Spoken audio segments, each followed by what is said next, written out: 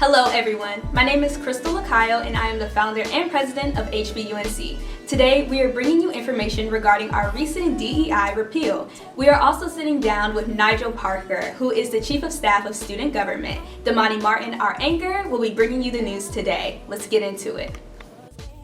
Hi, my name is Damoni Martin. I'm an anchor with HBUNC, and today we're going to be talking about the DEI repealment with Nigel.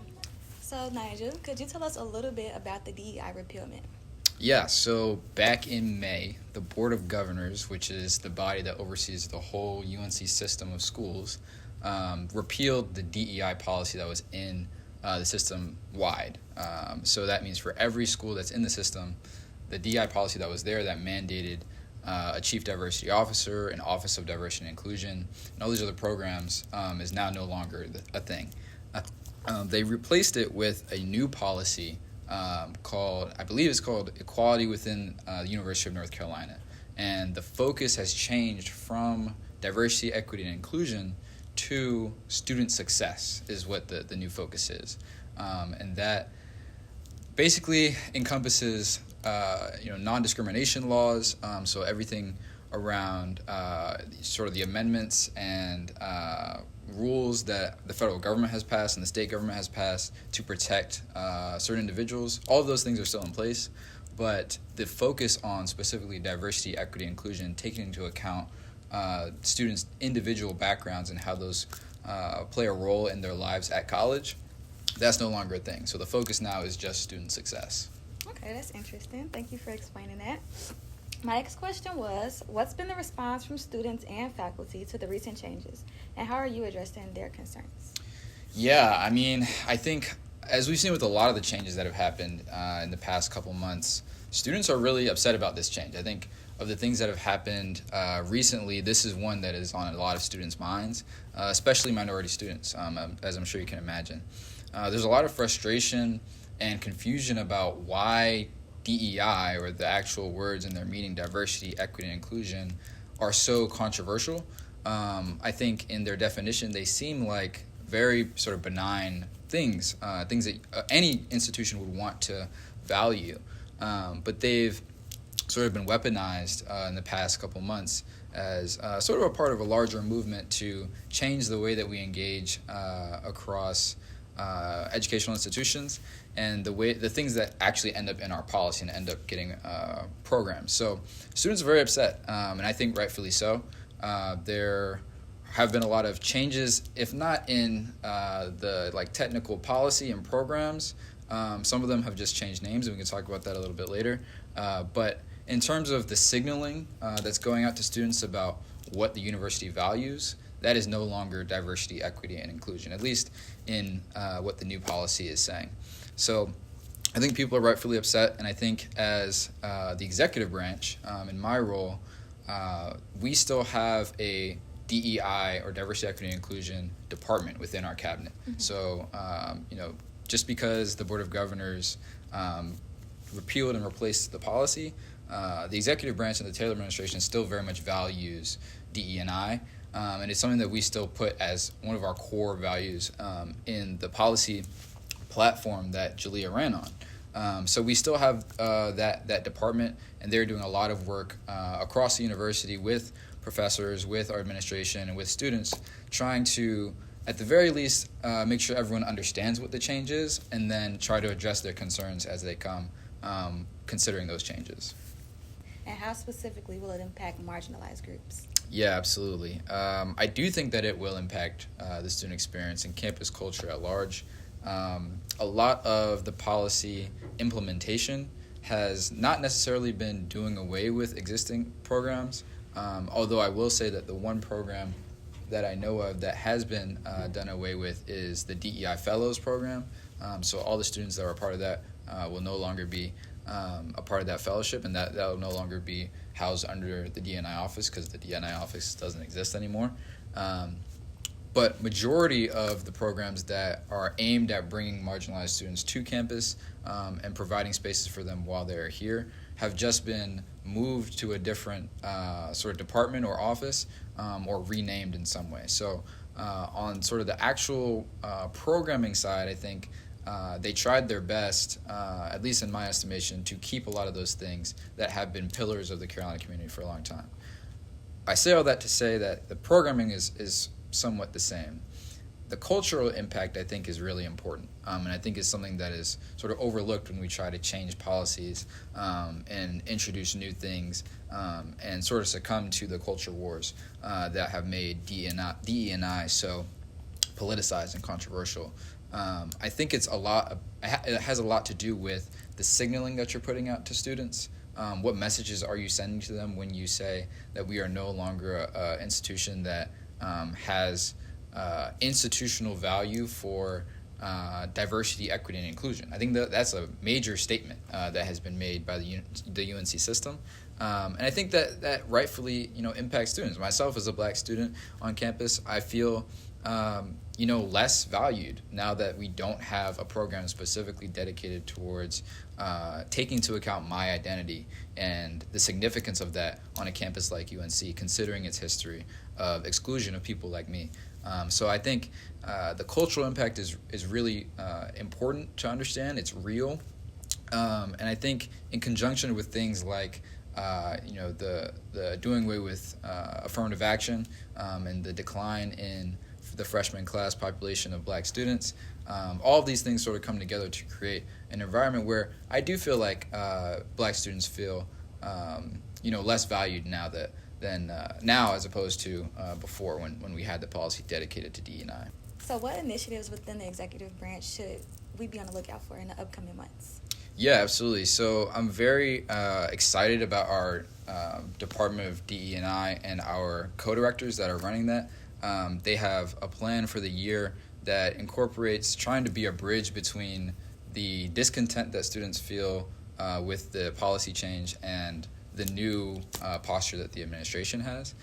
So that means hosting things like the town hall that was just hosted just yesterday, where we're trying to bring in administrators who have a real idea and understanding of what the new policy actually means, and dispel some of the myths that students might have about different assumptions that they may make about what the policy implications are.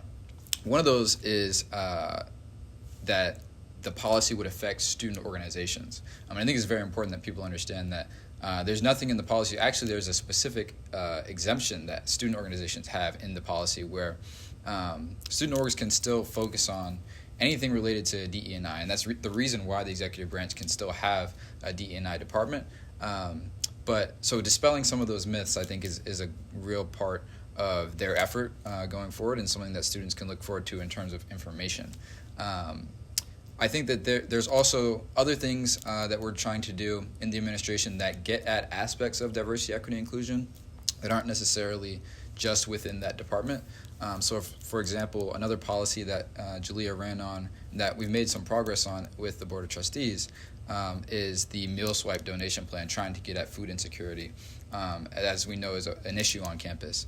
So trying to remedy that, trying to find creative ways to use the existing systems that we have and address some of those issues that have very much to do with diversity, equity, and inclusion, and would create a more inclusive campus and try to make things more equitable for students who may not have access to food or transportation to food and things like that.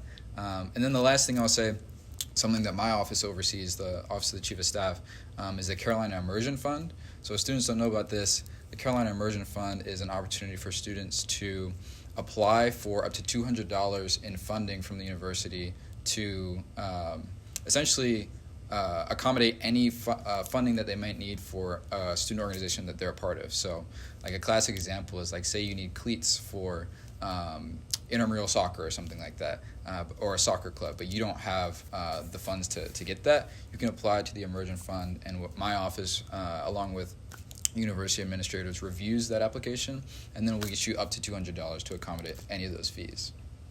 What role do you think UNC's past DEI initiatives play in attracting and retaining diverse students and faculty?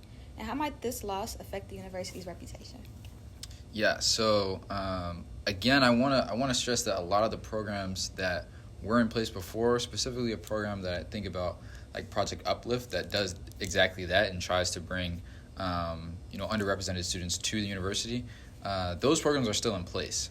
So I think it's important to understand that. But I think, again, the sort of symbolic shift in priorities and in what we value will affect admissions rates, the amount of underrepresented students that will apply, the amount of exposure that the university can get to underrepresented communities at large. I think will change. I've heard from freshmen who had opportunities at other schools that do have diversity, equity, and inclusion offices that do still value that in an institutional capacity. They've told me that if it wasn't for X, Y, or Z factor, they would have gone to that school purely because they have that, and so they've put out that signaling that they do want underrepresented students there, and that they're going to, once they are actually there, they'll have the necessary resources and sort of systemic processes in place to make their experience there one that is just as fruitful as majority students on campus. I think that's really important in terms of what you're putting out, not only to your own students, the students who are currently here, but to prospective students, high school students who are looking at a place like UNC, which is the flagship university of the state, and is supposed to sort of be a leader in that regard. When the leader puts aside diversity, equity, and inclusion, that says a lot for student prospects and what they think about higher education at large, but specifically higher education within North Carolina. So would you say that the shift from DEI to student success is more about the verbiage that's throwing people off a little bit, because most of the programs are still active on campus? Yeah, I think it is sort of a sign of UNC as a system getting caught up in the sort of culture war or political battle that diversity, equity, and inclusion, or DE&I as a concept, has gotten wrapped up in, or has been put in that battle. I think there's examples now of politicians and people using DEI as almost a derogatory term, and really making the values at the core of diversity, equity, and inclusion. I keep saying the words individually because I think it's important to evoke their real meaning, instead of trying to get at sort of the culture war that has been a part of it for the recent years. So I think it's more about that, like you're saying. It's more about the verbiage. It's more about people being uncomfortable with DEI as a concept, and sort of straying away from the actual value that it brings, or making it such a narrow definition, which isn't, by definition, diversity, is not the goal. It's not sort of how it was being implemented. And so I think a lot of that signaling or understanding of what DEI is was so different for so many different people, that for marginalized students, that was, at least for me, I'll speak for myself, that was the way I knew my university cared that my particular background was valued, or cared that I was here in the first place. And so for other people, it was more of something that they were uncomfortable with, or thought that it was indoctrination of some sorts.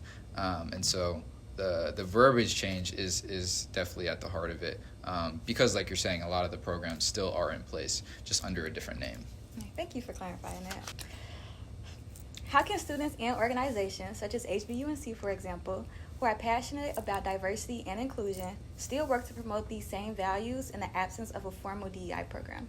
Yeah, I think it's important that organizations still do this, and individuals still hold DE&I at the forefront of a lot of their conversations and their work, just like the executive branch is doing. I think as far as different ways people can do that, continue to take up space. I mean, Black organizations on campus have always taken up space, whether it's in the pit or on social media, or in the political scene. Whatever it is, whatever your passion is, still do it with DEI in mind, and still sort of be your full self in that way, and pick up the slack where our university is not doing the work that they should be doing, or at least putting out the signals that they should be putting out. I think it's important for students to be engaged in the admissions process and getting people that look like us here, and being integral parts of that process and that outreach, because, as I said before, the signaling is not great right now with all the different policies that have passed and things that have been repealed. So I think continuing to do that is important. Some of the ways that these organizations can do that through student government is through our external appointments. So we have committees for just about everything on campus. So if there's something you want to get across to the chancellor or the provost or the dean of the College of Arts and Sciences, we have committees for all of those, and there's students that sit on those committees and student government representatives that you can go to talk about getting certain topics on the agenda for those meetings. So our vice president, hopefully y'all will interview him at some point, but he can talk more about that as an opportunity for any organization or any individual to bring that to our administration, our leadership. And I think continuing to stay engaged with our diversity and inclusion department in the executive branch and the types of programs and things that they'll put on is going to be really important. But just continuing to pour into one another, take up space, as I said, and really do the work that the administration and the university at large should be doing. But the Black community especially has always put on for ourselves and picked up the slack where we need to and taking care of ourselves. So just continue to do that work. Thank you so much for tuning in with this episode of HBUNC, where we talked with Nigel Parker, the Chief of Staff of the Student Government, about the DEI repeal. This is Damoni signing out. Thank you. I could be wrong, but